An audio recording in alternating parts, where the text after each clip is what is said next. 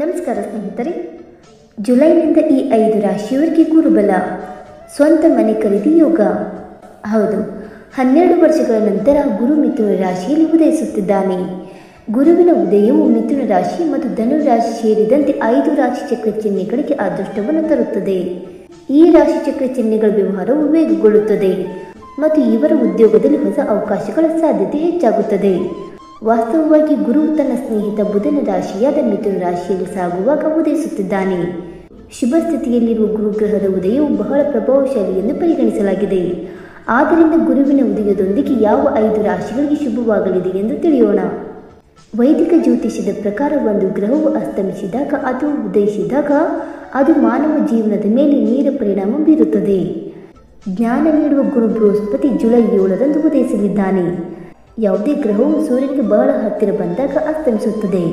ಅದೇ ಸಮಯದಲ್ಲಿ ಗುರು ಪ್ರಯಾಣ ಮಾಡುವಾಗ, ಅಂದರೆ ಅದು ಸೂರ್ಯನಿಂದ ದೂರ ಹೋದಾಗ ಅದು ಉದಯಿಸುತ್ತದೆ. ಆದ್ದರಿಂದ ಗುರುವಿನ ಉದಯದ ಪರಿಣಾಮವು ಎಲ್ಲ ರಾಶಿ ಚಕ್ರ ಚಿಹ್ನೆಗಳ ಮೇಲೆ ಇರುತ್ತದೆ. ಆದರೆ ವ್ಯವಹಾರ ಮತ್ತು ವೃತ್ತಿ ಜೀವನದಲ್ಲಿ ವಿಶೇಷ ಆರ್ಥಿಕ ಪ್ರಯೋಜನಗಳನ್ನು ಪಡೆಯುವ ಈ ರಾಶಿ ಚಕ್ರ ಚಿಹ್ನೆಗಳಿಗೆ ತುಂಬ ಶುಭವಾಗಲಿದೆ. ಆ ಅದೃಷ್ಟದ ರಾಶಿಗಳು ಯಾವುವು ಅಂತ ತಿಳಿದುಕೊಳ್ಳೋಣ. ಬನ್ನಿ ಸ್ನೇಹಿತರೆ, ಅದಕ್ಕೂ ಮುಂಚೆ ನೀವು ನಮ್ಮ ಚಾನಲ್ಗೆ ಸಬ್ಸ್ಕ್ರೈಬ್ ಮಾಡ್ತೀನಿ ನೋಡ್ತಾ ಇದ್ದರೆ ದಯವಿಟ್ಟು ನಮ್ಮ ಚಾನಲ್ಗೆ ಸಬ್ಸ್ಕ್ರೈಬ್ ಮಾಡಿಕೊಡಿ ಸ್ನೇಹಿತರೆ.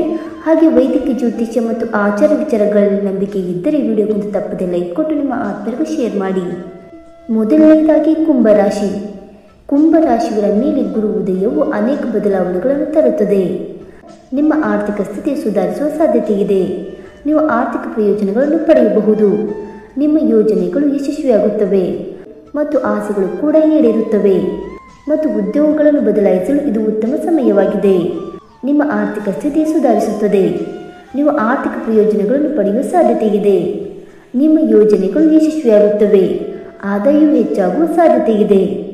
ನೀವು ಹೊಸ ಕೆಲಸದಲ್ಲಿ ಉತ್ತಮ ಪ್ರಗತಿಯನ್ನು ಪಡೆಯುತ್ತೀರಿ ಮತ್ತು ನೀವು ಹೆಚ್ಚಿನ ಹಣವನ್ನು ಗಳಿಸಲು ಸಾಧ್ಯವಾಗುತ್ತದೆ ಮತ್ತು ಉನ್ನತ ಶಿಕ್ಷಣ ಪಡೆಯುವಲ್ಲಿಯೂ ನೀವು ಯಶಸ್ಸನ್ನು ಪಡೆಯುತ್ತೀರಿ. ನಿಮ್ಮ ನಿರ್ಧಾರ ತೆಗೆದುಕೊಳ್ಳುವ ಸಾಮರ್ಥ್ಯ ಬಲವಾಗಿರುತ್ತದೆ. ಎರಡನೆಯದಾಗಿ ಕಟಕ ರಾಶಿ. ಕಟಕ ರಾಶಿಯವರಿಗೆ ಗುರು ಉದಯವು ಮಾನಸಿಕ ಶಾಂತಿಯನ್ನು ನೀಡುತ್ತದೆ. ನಿಮಗೆ ಸಮಾಜದಲ್ಲಿ ಗೌರವ ಸಿಗುತ್ತದೆ. ಧಾರ್ಮಿಕ ಚಟುವಟಿಕೆಗಳಿಗೆ ನೀವು ಹೆಚ್ಚಿನ ಹಣವನ್ನು ಖರ್ಚು ಮಾಡುತ್ತೀರಿ. ನೀವು ಒಳ್ಳೆಯ ಕಾರ್ಯಗಳನ್ನು ಮಾಡುತ್ತೀರಿ. ನೀವು ಪೂಜೆ, ತೀರ್ಥಯಾತ್ರೆ ಮತ್ತು ಸಾಮಾಜಿಕ ಕಾರ್ಯಗಳಲ್ಲಿ ಹಣವನ್ನು ಹೂಡಿಕೆ ಮಾಡುತ್ತೀರಿ. ಇದು ನಿಮಗೆ ಸಂತೋಷವನ್ನು ನೀಡುತ್ತದೆ ಮತ್ತು ಸಮಾಜದಲ್ಲಿ ಗೌರವವು ಹೆಚ್ಚಾಗುತ್ತದೆ. ನೀವು ಕಷ್ಟಪಟ್ಟು ಕೆಲಸ ಮಾಡುವುದರಿಂದ ಯಶಸ್ಸನ್ನು ಪಡೆಯುತ್ತೀರಿ ಮತ್ತು ನೀವು ವಿದೇಶಕ್ಕೆ ಹೋಗಲು ಅವಕಾಶವನ್ನು ಸಹ ಪಡೆಯಬಹುದು. ನಿಮ್ಮ ಕೆಲವು ವೆಚ್ಚಗಳು ಹೆಚ್ಚಾಗಬಹುದು. ಮನೆಯಲ್ಲಿ ಸೌಕರ್ಯಗಳು ಹೆಚ್ಚಾಗುತ್ತವೆ. ನಿಮ್ಮ ಅತ್ತೆ ಮಾವರಿಂದಲೂ ನಿಮಗೆ ಒಳ್ಳೆಯ ಸುದ್ದಿ ಸಿಗಬಹುದು. ಶಿಕ್ಷಣ, ಸಂಪತ್ತು, ಮಕ್ಕಳು, ಮದುವೆ, ವ್ಯವಹಾರ ಮತ್ತು ಅದೃಷ್ಟದಲ್ಲಿ ನೀವು ಉತ್ತಮ ಫಲಿತಾಂಶಗಳನ್ನು ಪಡೆಯುತ್ತೀರಿ. ಮೂರನೆಯದಾಗಿ ಸಿಂಹರಾಶಿ. ಗುರು ಗ್ರಹವು ನಿಮ್ಮ ಸಂಚಾರ ಜಾತಕದ ಆದಾಯ ಮತ್ತು ಲಾಭದ ಸ್ಥಾನದಲ್ಲಿ ಏರಿಕೆಯಾಗುವುದರಿಂದ ಗುರುಗ್ರಹದ ಉದಯವು ನಿಮಗೆ ಸಕಾರಾತ್ಮಕವಾಗಿರುತ್ತದೆ. ಆದ್ದರಿಂದ ಈ ಸಮಯದಲ್ಲಿ ನಿಮ್ಮ ಆದಾಯದಲ್ಲಿ ಅಗಾಧವಾದ ಹೆಚ್ಚಳವಾಗಬಹುದು.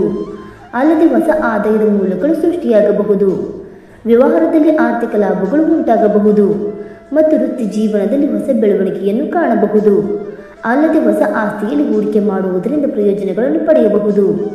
ಅಲ್ಲದೆ ಈ ಸಮಯದಲ್ಲಿ ನೀವು ಉದ್ಯೋಗದಲ್ಲಿ ಬಡ್ತಿ ಅಥವಾ ಹೊಸ ಯೋಜನೆಯನ್ನು ಪಡೆಯಬಹುದು. ನೀವು ವ್ಯಾಪಾರ ಮಾಡಿದರೆ ಹೊಸ ಒಪ್ಪಂದಗಳು ಮತ್ತು ಲಾಭಗಳಿಗೆ ಅವಕಾಶಗಳು ಇರುತ್ತವೆ. ನಾಲ್ಕನೆಯದಾಗಿ ಋಷಭ ರಾಶಿ. ಗುರುವಿನ ಉದಯವು ನಿಮಗೆ ಆರ್ಥಿಕವಾಗಿ ಶುಭವೆಂದು ಸಾಬೀತುಪಡಿಸಬಹುದು. ಏಕೆಂದರೆ ಗುರುವು ನಿಮ್ಮ ರಾಶಿ ಚಕ್ರದಿಂದ 2ನೇ ಸ್ಥಾನದಲ್ಲಿ ಇರುತ್ತಿದ್ದಾನೆ. ಇದನ್ನು ಸಂಪತ್ತು ಮತ್ತು ಮಾತಿನ ಮನೆ ಎಂದು ಕರೆಯಲಾಗುತ್ತದೆ. ಆದ್ದರಿಂದ ಈ ಸಮಯದಲ್ಲಿ ನೀವು ಕಾಲಕಾಲಕ್ಕೆ ಹಠಾತ್ ಆರ್ಥಿಕ ಲಾಭಗಳನ್ನು ಪಡೆಯಬಹುದು ಮತ್ತು ನಿಮ್ಮ ಹಣ ಎಲ್ಲೋ ಸಿಲುಕಿಕೊಂಡಿದ್ದರೆ ಈ ಸಮಯದಲ್ಲಿ ನೀವು ಅದನ್ನು ಪಡೆಯಬಹುದು. ಅದೇ ಸಮಯದಲ್ಲಿ ಮಾರ್ಕೆಟಿಂಗ್, ವಕೀಲ್, ಶಿಕ್ಷಣ ಕ್ಷೇತ್ರದೊಂದಿಗೆ ಸಂಬಂಧ ಹೊಂದಿರುವವರು ಉತ್ತಮ ಪ್ರಯೋಜನಗಳನ್ನು ಪಡೆಯಬಹುದು. ಅದೇ ಸಮಯದಲ್ಲಿ ಧಾರ್ಮಿಕ ಪ್ರವಾಸಗಳು ಅಥವಾ ದಾನ ಕಾರ್ಯಗಳಿಗೆ ಅವಕಾಶಗಳು ಸಹ ಇರುತ್ತವೆ. ಅದು ನಿಮ್ಮ ಮನಸ್ಸಿಗೆ ಶಾಂತಿ ನೀಡುತ್ತದೆ. ಅಲ್ಲದೆ ನಿಮ್ಮ ಮಾತಿನ ಪ್ರಭಾವ ಹೆಚ್ಚಾಗುತ್ತದೆ. ಇದು ಜನರನ್ನು ಮೆಚ್ಚಿಸುತ್ತದೆ. ಇನ್ನು 5ನೇದಾಗಿ ಕನ್ಯಾ ರಾಶಿ. ಗುರುಗ್ರಹದ ಉದಯವು ಕನ್ಯಾ ರಾಶಿಯ ಜನರಿಗೆ ಶುಭ ಫಲಗಳನ್ನು ತರಬಹುದು. ಏಕೆಂದರೆ ಗುರುಗ್ರಹವು ನಿಮ್ಮ ರಾಶಿ ಚಕ್ರ ಚಿಹ್ನೆಯಿಂದ ಗುರು ಕರ್ಮ ಭಾವದಲ್ಲಿ ಉದಯಿಸುತ್ತಾನೆ. ಇದನ್ನು ವೃತ್ತಿ ಮತ್ತು ಉದ್ಯೋಗದ ಮನೆಗೆಂದು ಕರೆಯಲಾಗುತ್ತದೆ. ಆದ್ದರಿಂದ ಈ ಸಮಯದಲ್ಲಿ ನೀವು ಹೊಸ ಉದ್ಯೋಗಕ್ಕಾಗಿ ಪ್ರಸ್ತಾಪವನ್ನು ಪಡೆಯಬಹುದು ಅಥವಾ ನೀವು ಕೆಲಸ ಮಾಡುತ್ತಿದ್ದರೆ ನೀವು ಹೆಚ್ಚಳವನ್ನು ಪಡೆಯಬಹುದು.